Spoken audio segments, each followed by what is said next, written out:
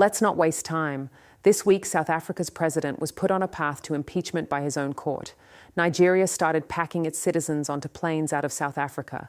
15 women and men died in a gold mine collapse in Kenya because they had no other way to feed their families.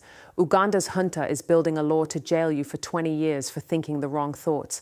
And somewhere in the Democratic Republic of Congo, a mountain gorilla gave birth to twins. Africa gave us everything this week. Let's get into it. Story 1. South Africa. Ramaphosa is now facing impeachment. Start here because this is the biggest political story on the continent this week. And it landed on May 8th, which is not a random date. 30 years ago, on May 8th, 1996, South Africa adopted its constitution. And on the exact same date, in 2026, the Constitutional Court used that constitution to rule that the man currently leading the country must now face a formal impeachment inquiry. Here are the facts.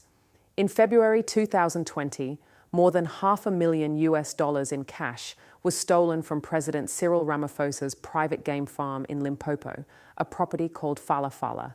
The money had been hidden in a couch. Ramaphosa said it was payment for 20 buffaloes. He did not report the theft to police. An independent parliamentary panel chaired by former Chief Justice Sandile Nkobo found prima facie evidence that Ramaphosa may have violated his oath of office.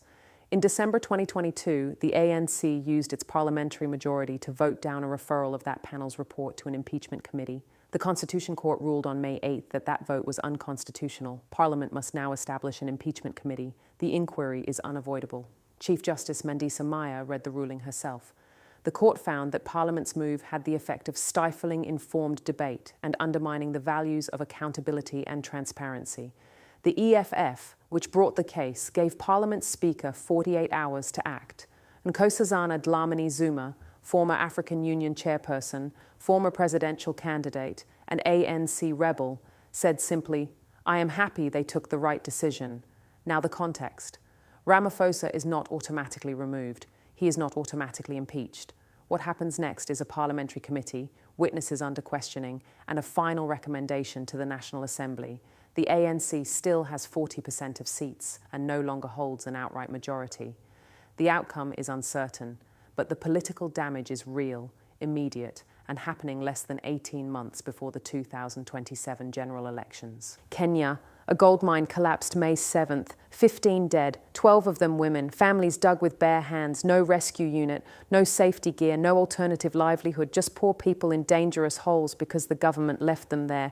Uganda, 20 years in prison for foreign interests. Rushed through parliament before Museveni's swearing in.